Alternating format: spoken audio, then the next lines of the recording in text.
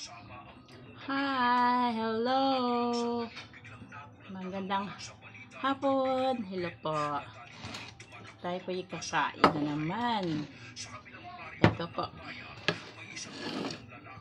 Meron po akong salad. Konting salad. Salad po. Salad na Indian Mingo. Indian Mingo po. Indian Mingo. And then, ginawa ko salad. Mga hi. Mga guys, kain po tayo. Indian Mingo. Ginawa kong salad. Kain po tayo. And with prito na tawilis. Itong Indian Mingo, niyadyad ko po ito. Then, may sili na buyo, and kunting sugar, kunting asin. Siya po ay salad na. Kaya pwede na pong pang-ulam. Hi, pang-ulam po. Kain po tayo. Sige po, kain po tayo. Ayusin ko yung camera ko. Yes, kain tayo. Ang ating salad na Mingo and kanin. Sige po, hi mga guys, kain tayo. Masarap itong tawilis prito. Partner po itong mangga. Niyadyad ko ito, ginawang salad. Oo, yung Indian Mingo, gawing salad nyo. Niyadyad nyo, konting asukal, and silnaboy, konting asin. And salad na po ito. Kaya sarap po nito iulam. Kasama po itong tawilis na prito. Sige po, kain po tayo. Harap. Masarap po. Dito pas nila ng perito. Peritong tawilis. Harap po. Kain po tayo. Masarap po ang salad na mangga. Yadyad nyo lang. Indian Mingo, yadyad nyo.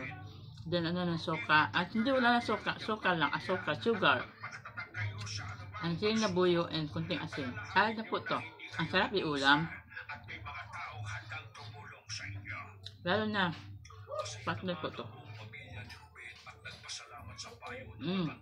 Harap.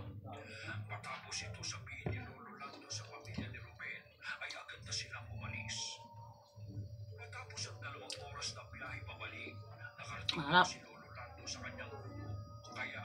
Delicious. Ang kosa ang gugulo. Salamat po sa lahat ha. Utang namin ang aking pamilya sa iyo. Buhay ng aking nakapagpapang kapatid. Kahit kailan, hindi namin ito malilimutan. Kain po tayo, masarap. Ito lang ang tatandaan ko. Maraming kain ko sabi ito eh. Huwag kang mag-alinlangang gawin ito. Darating ang panahon ay babalik din sa iyo ang kabutihan na may pamapalas mo. Ang Diyos sa langit ang nakakakita. Napapartner ang pritong tawilis. Sa video ni Lolo Lando, umalis na si Ruben pabalik sa kanyang bayan. Pagkalipas ng ilang buwan, nakabalik sa dati niyang kalagayan si Carlos at kaya-kaya na nitong magtrabaho. Delicious. Lumipas ang panahon, matapos ang tagumpay na pagsagip sa buhay ni Carlos, ay nagkaroon si Lolo Lando ng bagong pakikipagsapalaran. Biyernes ng madaling araw, maaga pang nagising si Lolo Lando. Nagtimpla ng kanyang kape at nagluto ng kamote para sa almusal. Nang maluto na ang kanyang pagkain, nag-almusal ang matanda sa ilalim ng puso. Ba't yung mga puso ang gawa niya? Alas 5 na siya nang matapos. Maliwanag na ang sikat ng araw kaya nagmamadali itong naghanda papunta sa kanyang harap yan gawa din kayo ito. Harap.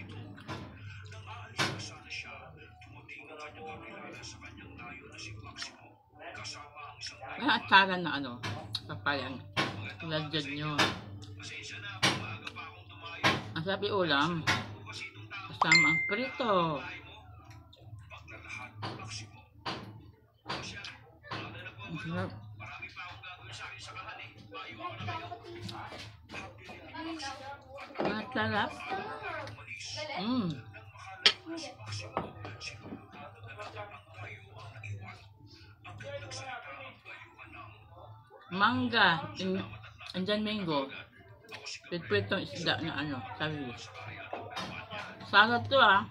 Mm. sinulurado sa kanyang nainig. Hindi niya pa narinig sa talangkay niya. Naman na. At